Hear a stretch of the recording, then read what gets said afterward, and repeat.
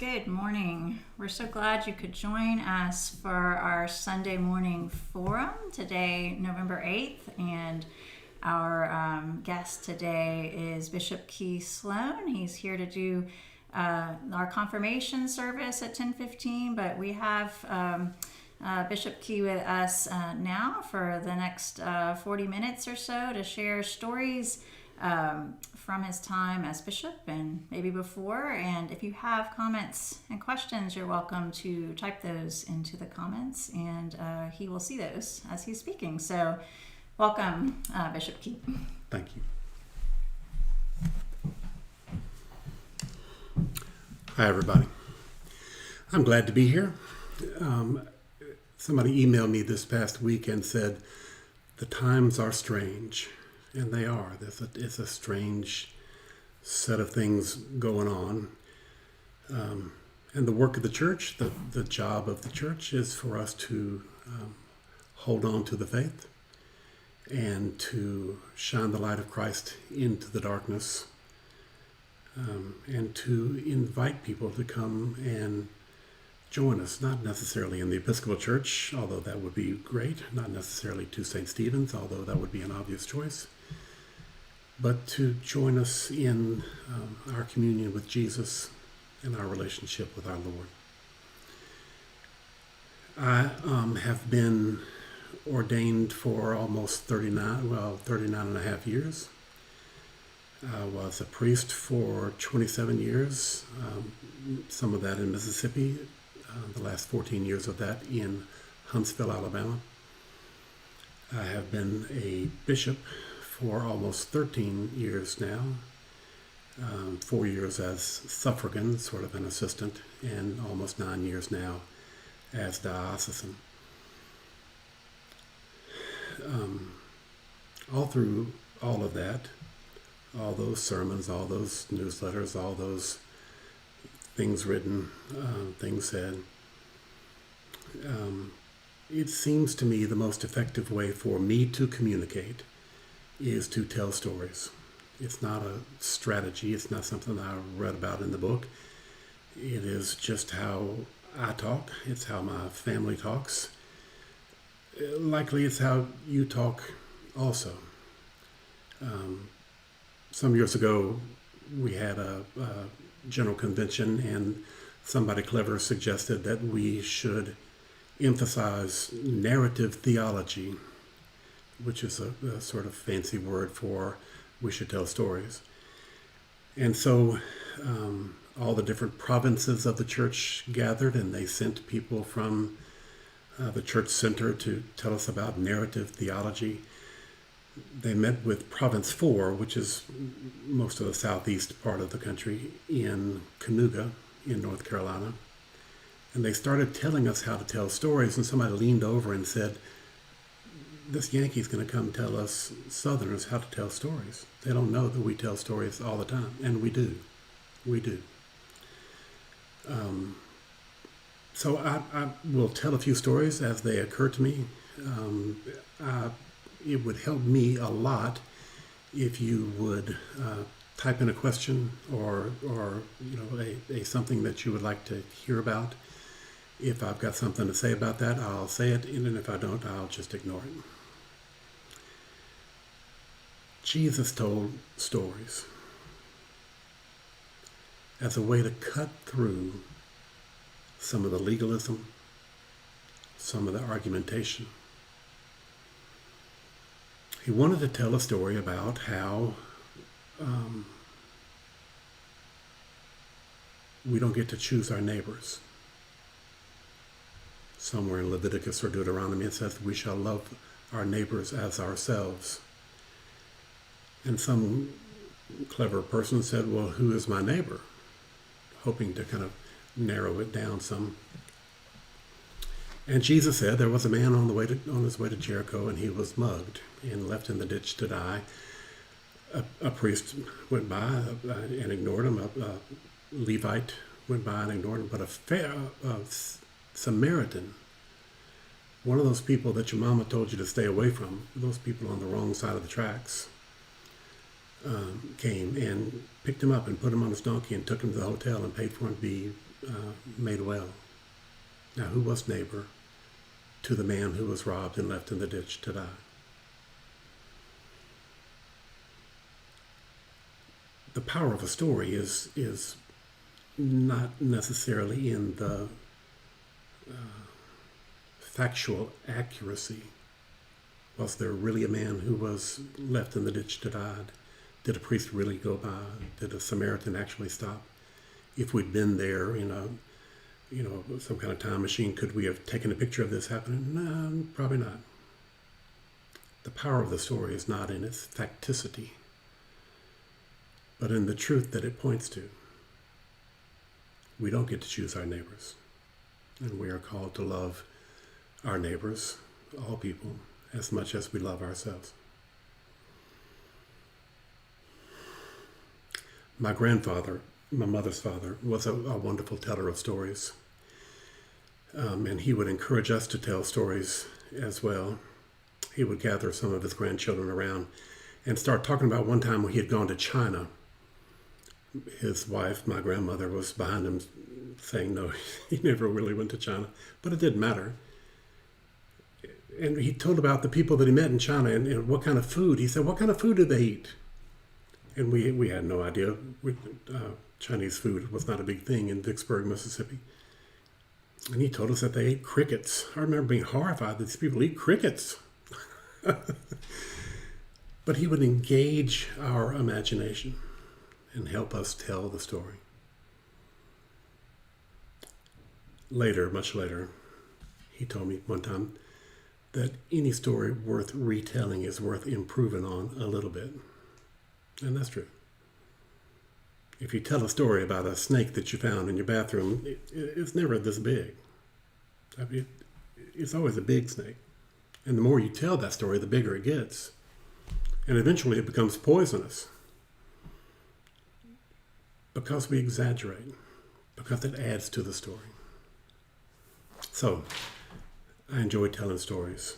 It seems to be a way for me to communicate what I want to say more effectively than I could doing a sort of a straight up scholarly sermon.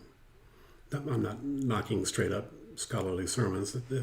It's just not something that I have ever done very effectively or very satisfactorily to me or to the people trying to endure it in the pews. I was at St. Thomas in Huntsville for about 14 and a half years. There are some great things about being a storyteller, but there is a distinct drawback about telling stories, and that is after a while you run out of stories. So toward the end of my time there, I was saying, you might have already heard this one, but unless you object, I'm going to tell it again. And I did that a few months before I left there. A young lady who was in her mid-20s at this point, but had been around 10 or 11 when I came there, came up, and after the service was over, she said, last time you told that story, the cat died. Well, stories get better. I'm looking at all the comments here. What's the funniest moment you've ever had as a bishop? Oh, wow. That's a good question. I've had some funny moments. There's a series of stories. These don't really amount to a story that really make anything. But there are a series of stories when, after the opening procession, we all march into the church and I do not know where to go. It happened last Sunday. I asked the rector of the parish, okay, now where do I sit? He told me right there. And I came to the front, reverenced the altar, and went exactly the wrong way. And everybody was just kind of frozen because it's hard to say to the bishop, you messed up, pal. You should have gone that way. So it's just kind of an embarrassing, not a big embarrassment, but a minor embarrassment.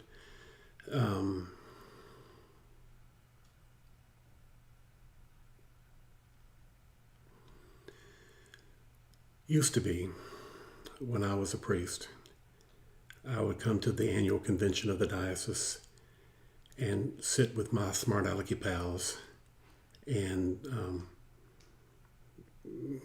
kind of have a little fun at the expense of the bishop, who might be in a very difficult position, or something happens and the bishop can't actually say what he or she thinks about that. And then I was elected a bishop and had to sit at the big table looking out at the people at convention. And there are times when something really funny happens. Somebody says something that's kind of funny, or my smart alecky buddies will text me on my phone, and they know that I can't react, I can't laugh. So I suppose some of those things are some of the funniest things. Someone suggests special session at camp stories.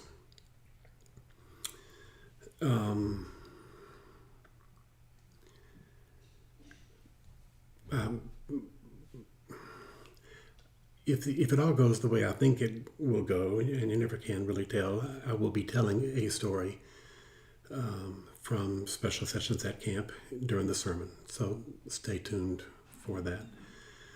There are, I've been involved with a summer camp session for people with mental and physical disabilities, mostly adults. Pretty much every year since I was 15. I missed a few. I missed this past summer because of the virus. And every one of those sessions, probably 50-something by now, because a lot of summers I did more than one,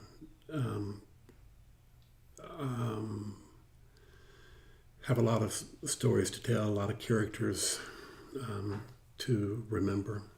There was a guy in Mississippi whose name was James. I don't remember his last name. We never called him by his last name. We never called him by his first name. He was bald, and we had this deal where we would put soap and water on a big piece of plastic called a soapy slide. We stole it from the Boy Scouts, and go down the hill. Originally, you go down this hill and into the lake there at camp, until we realized that that's where people were getting all these leeches, because people were going into the lake. So we made other plans. But this guy, James, really loved the soapy slide, and he would take a running start and go head first down the hill. And his big thing was to bust through the people who were trying to catch him, or at least slow him down. And that was a victory for him if he could make it all the way through us. There was nothing to grab onto. He's coming head first, and you're trying to catch an adult man who's slippery with soap and water. So anyway, at one point, I or somebody called him Cannonball Head, and he thought that was so funny. And so from then on at camp, he insisted on being called Cannonball Head, whether we were doing soapy slide or not. The first session he was there, so this is probably 85, 6, somewhere there. The time came for us all to go home, and it's very emotional. These people are treated with the kind of dignity and respect that we promise to treat people with. And they are not often treated with dignity or respect. And so it very quickly becomes a precious thing for them. At the very end of the session, we were waiting for his ride. He was going to go on a bus back to the center that he lived in. And he came and sat next to me, and I said something and said, "Oh, Cannonball, I'll see you next year." And he said, "Yeah, we have had us a time though, ain't we? We have had us a time." And now I'm coming to the end of my time as the Bishop of Alabama, and I hear Cannonball Head's words over and over and over. We have had us a time. And I'm grateful. I'm grateful to a lot of people who give me a lot of help. This is not a story, but let me say that I think we are in good hands with our Bishop Coadjutor. And she is different enough from me to make a difference different enough for me to make a difference. I keep telling her there's a new sheriff in town, and she goes about things differently, but in a good way. And it's good. It's a good time for the diocese, a good time for a change. So I'm grateful to her. Someone very kindly says that she likes my books. Do I have plans to write another one soon? I didn't know this until I started writing. I have to back way up to start this story right. In 1978, I went to seminary at the University of the South in Sewanee, Tennessee, and I was 22 years old. Yeah, I figured out pretty quick that the professors were intentional about making sure that I and everybody else understood that they were smarter than the rest of us. And they used a whole bunch of words that I didn't know and had to look up. I had met a man, I'd known a man at the camp in Mississippi, Jimmy Lee Washington, who was a very plain-spoken, uneducated, faithful scoundrel of a man. And I just always liked the way that Jimmy Lee talked. He's the one who told me that God loves you more than your mama. He's the one that told me, ain't nobody no better than you, and you ain't no better than nobody else. I'm just kind of simple wisdom. So as I was struggling to take notes, write down words that I didn't actually understand, I started trying to take my notes so that it was like I was saying this to Jimmy Lee. And then, kind of in a much more entertaining way for me, how would Jimmy Lee say that? How would Jimmy Lee talk about eschatological soteriology? And after a while, that became sort of a doodle. And then I wrote a story just for myself about what would happen if Jimmy Lee Washington came to Sewanee and gave a lecture at the seminary.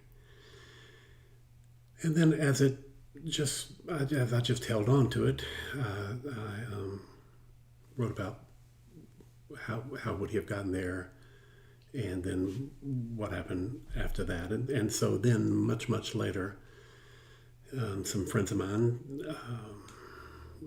read it and were very complimentary and said you should have this published. And I sent it to several publishing houses, and they were very nice in their rejection letters. And eventually, I wound up getting an agent who found a publisher who would publish Jabbok in 2014. And I thought that was it, and that would be enough. The agent said, you should write more books about this. And so I wrote a long, long book and sent it to her, and she wrote me back and said, you've written about 3 books here, break it up, and let's see if we can get them published. So the second one, Beulah, is the very nearly true story of how I met my wife, and also how I met John the Baptist, and what happened after that. The third one is right now titled Prodigal, continuing the same characters. And there are plans for a 4th book, which right now will be called Siloam, and we'll see. In the 3rd book, gosh, I hope that you're interested in this. I can't see your faces, so I'm just kind of hoping that somebody's listening. In the 3rd book, Prodigal, I wanted to tell the story about what happens when a priest has a crisis of faith. What happens when a priest is personally knocked back by something that happened. I have in my career preached at the funeral of 3 children. It's always very difficult and heartbreaking. So in this book, I kind of squished some of those stories together and told a story of a little girl in the parish who was hit and killed by a drunk driver who rode off into the night. And Buddy, the main character, who's kind of like me if I'd been smarter and more courageous than I ever really was asked to preach. So I got the story to the point where Buddy steps up into the pulpit at the Catholic Church where the funeral is going to be held. And I didn't want it to be sort of tied in a kind of a cute theological bow. I don't want to have too pat an answer, because there are no pat answers. But at the same time, I didn't want to just wallow in that for, chapter after chapter. So I got stuck. I don't know if it was really writer's block, but I just got stuck and didn't know what to do. And a friend of mine, who's also a writer, said, write about something else. Just make something up. It doesn't have to be something that you'll ever publish. Just tell a different story. Change the channel. So I started writing a book about God and Satan meet for a cup of coffee and a piece of lemon icebox pie in a little coffee shop outside of Tupelo, Mississippi, and what happens after that. And it was very different from anything else I've ever written. Other things I've written, I knew how it's going to end. I knew how it's going to work out. But in this book, I just set up the situation and put the characters in it. I really wanted to talk about the nature of God. The book is not about Satan, but about the love of God. And other people are drawn into the story, and eventually an Episcopal priest wanders in, and it was just so much fun to write because I didn't know what was going to happen. I finished that and sent it to my trusty agent, and she's very excited about that. It is more, it is less constrained than other things that I have written, and more progressive. I figured now that I am retiring, I can say whatever I want to say. So that book is called A Theological Fiction, and it is just that. There is some theology in it, but it is completely a fiction. I'm not claiming that this is an accurate depiction of God or Satan or anybody else, but just the nature of love, the unrelenting love of God. So there's still the fourth book in the series about Buddy that is outlined but not written, and I've got two with the agent trying to find publishers, and it's been, I'm not going to ever make a bunch of money doing this, but it's been kind of a fun hobby. It's been limited by how much time I can put into this, and so after the first of the year, I'll have more time, and we'll see what happens. Somebody said something about what's he going to do after he stops being a bishop. All right. I will do what my wife wants to do. I think we will, if this wretched virus will ever leave us alone, we have plans to travel.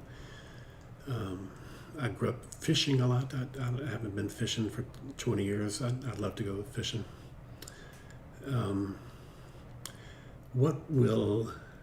John Burris says, what will you miss most? What will you miss least? I actually have an answer to this question. I will miss Sunday morning visitations a lot. It's just so much fun to go out to where the people of God are and figure out how you're going to do it this Sunday. Every parish is a little bit different. Everybody's got their own kind of quirks and customs. And that's been a lot of fun. It's exciting to be there for me. There are very often people who are excited that the bishop is there, is coming, and you've polished the brass and you make sure the grass is cut. And there's very often a reception or a luncheon or something. I'm always glad to have something to do with while we're having a celebration. So I will certainly miss that the most. The part that I will miss the least, there are several things that I will not miss at all.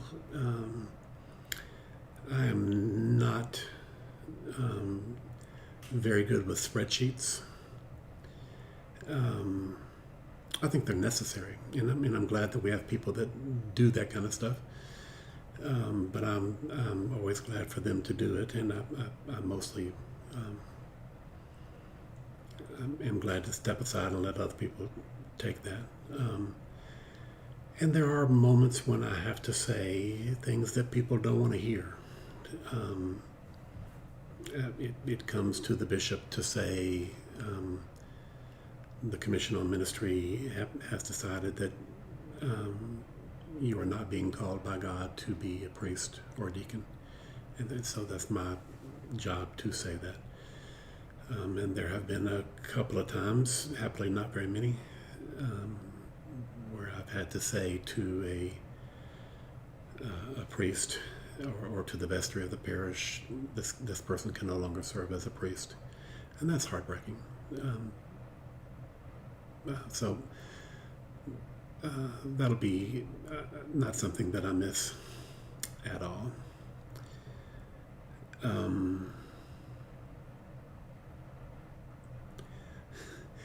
What is my most humbling story as a bishop or a priest?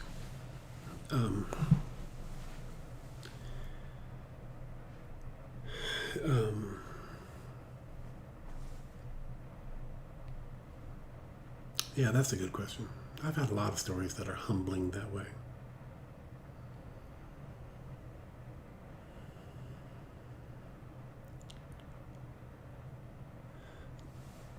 I've never been burdened with the idea that I have the answers, all the answers to all the questions. I've always known that my opinion counts, but it's not the last word on any subject. Still, there have been lots of times when someone really needs the answer to a question. Not, where's the men's room or how many people were in church or, but why did my child have to die? Or why are some people so mean? I've never had answers that are completely satisfactory to me or to the people that I'm talking to. I don't think that we will ever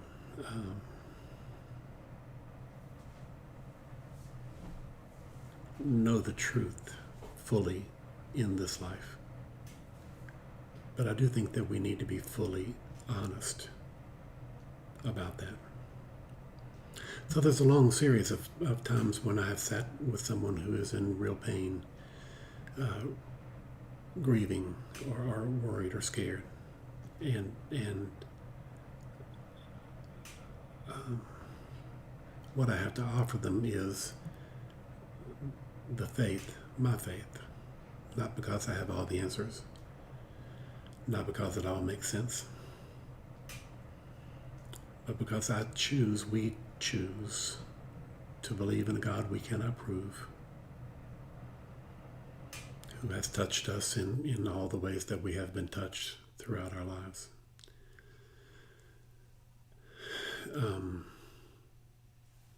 So I'm not sure if that's what the question was about, but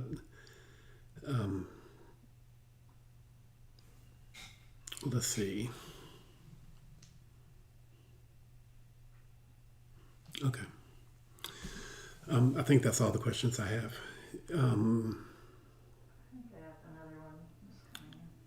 There might be another one coming in, Becky says.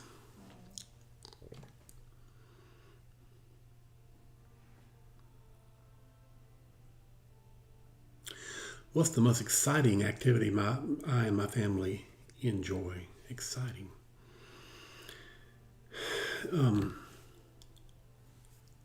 One of the things that I say to clergy who are newly ordained is that you need to remember to be a person.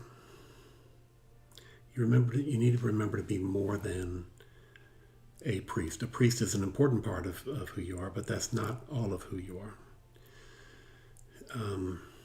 My wife and I used to keep track of who would come to summer camp or to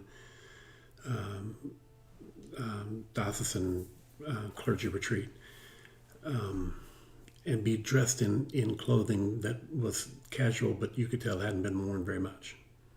It was like new shorts and new sandals, and they looked like they were out of place just by what they wore. Because it's easy for a priest to be only a priest. And if you stop being a person, then you're not much good to anybody. I think sometimes I have allowed myself to be only a priest and only a bishop. That's a real compelling reason for me to step away and do something else. Our son is 31, our daughter's 26. We see them from time to time. All of them, McKee and Marynell and Tina, my wife, have done special sessions. All of them have done medical missions to Honduras with me, and that's been exciting for us. We have taken trips to the lake or taken trips to the beach and enjoyed those. I don't know how much of that would be considered exciting. I am excited about the opportunity to go and have some new adventures. I'm excited about the idea that we will go somewhere we've never been before, not because I'm working there, but because we are there together to see it. One of the questions is, what will the bishop do after he stops being a bishop? And the answer is, I don't know. I don't know what we're going to do. Will we continue to live in Birmingham? Will we continue to live in our house? We like our house. We like our neighborhood. We like our neighbors. I don't think we're in any hurry to go somewhere else. But there's a whole lot of the world that we have not seen. My wife and I were both born in Mississippi, and we moved all the way to Alabama. There's a lot that we have not seen. So I don't know how much excitement in the past I can actually talk about, but we're looking forward to some excitement coming up.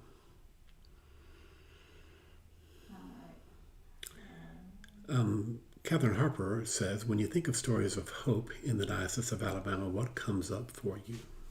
Stories of hope.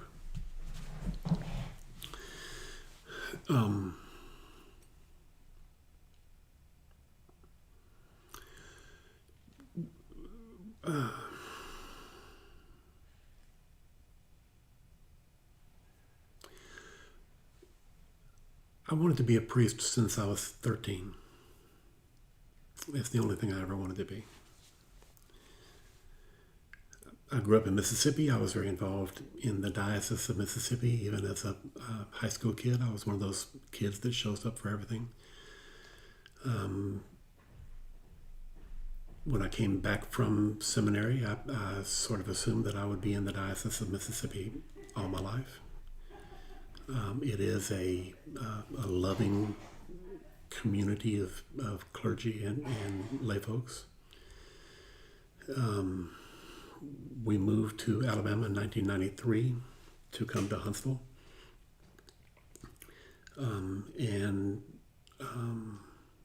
I was glad to find that the Diocese of Alabama was very similar to Mississippi in that way, in terms of being a community of people that know each other and like each other.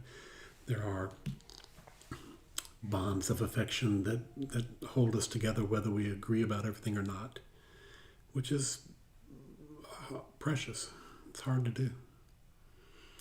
So I hope those bonds have been strengthened in the last 13 years.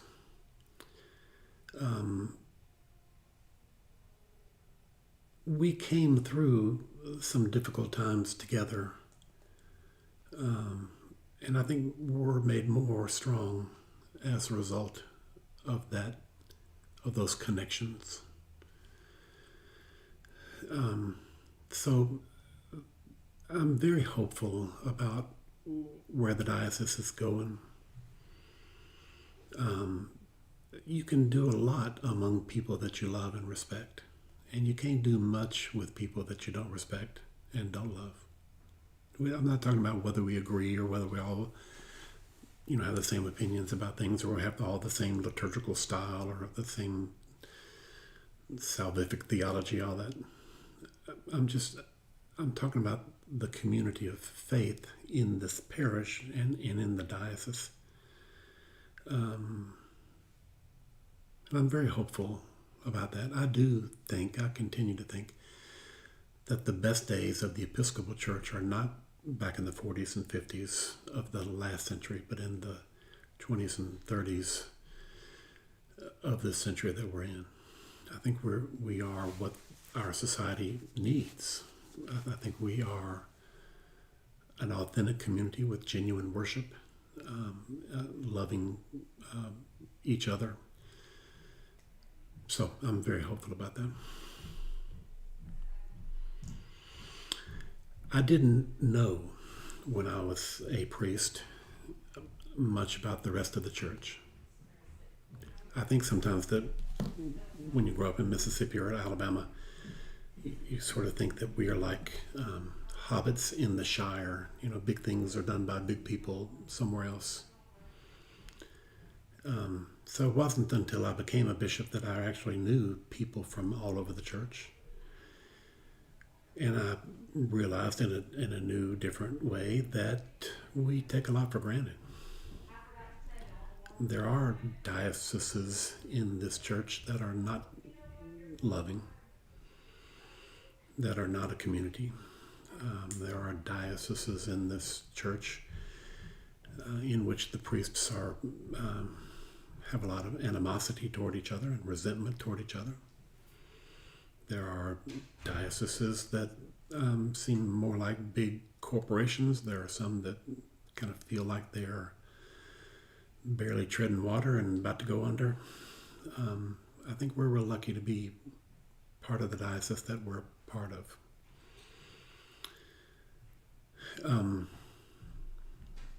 Will the next book be science fiction after this past year, the year of the pandemic? No, well, I hadn't thought about that.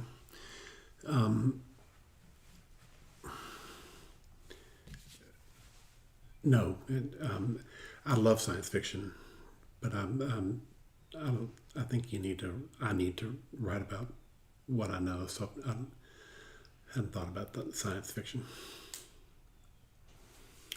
Okay. I think that I am supposed to do this for about 2 minutes more, and then, is that right? Maybe close with a prayer for those who are with us this morning. Okay. Maybe 2 minutes more and then close with a prayer, Becky says. So, I may have told you this story before, and if I have, you can just take off the next few minutes, but it's one of my favorite stories. After I graduated from college, Mississippi State, 1976, how about them dogs? I went to Oxford, Mississippi, where Ole Miss is, to work at a center for people with disabilities, and because I was dating a girl that was at Ole Miss.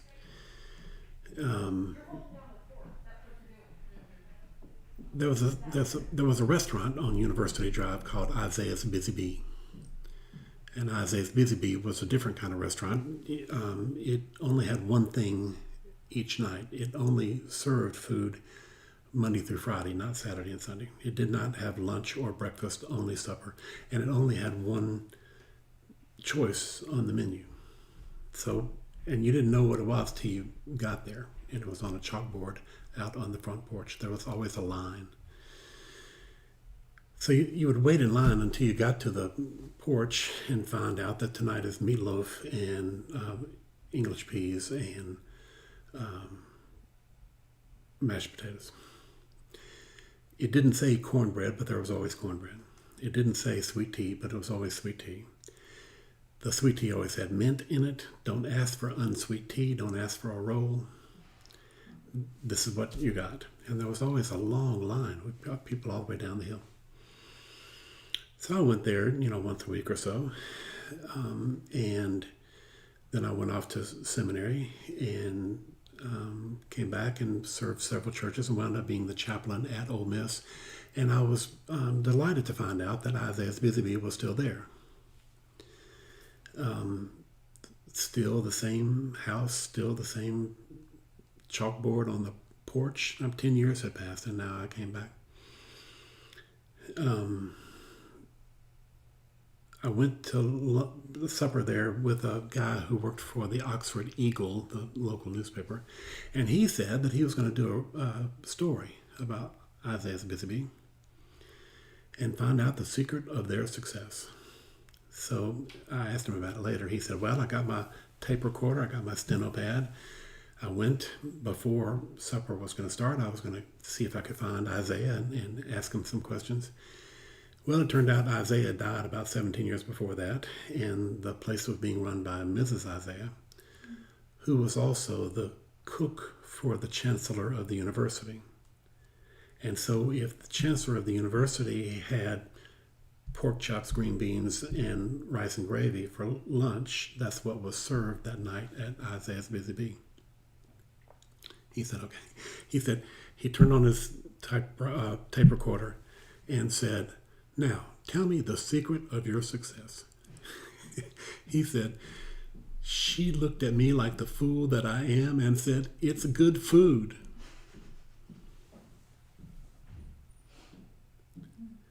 St. Stephen's is serving good food.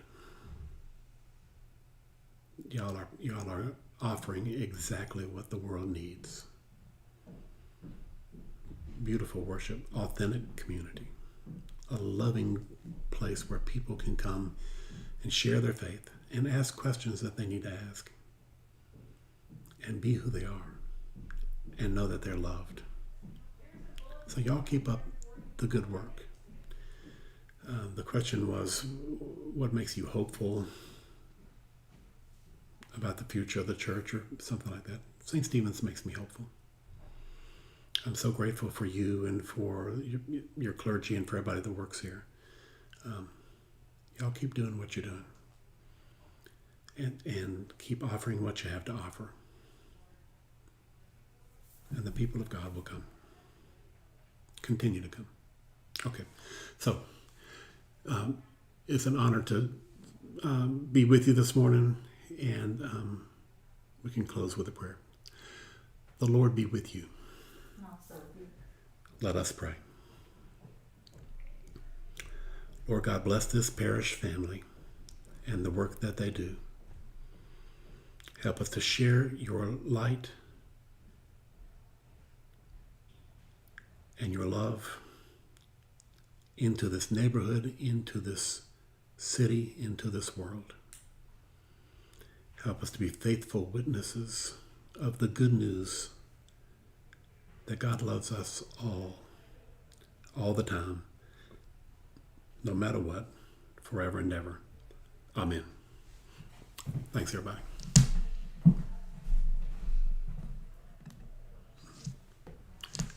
Yes, I do. All right. Did that go like it was supposed to?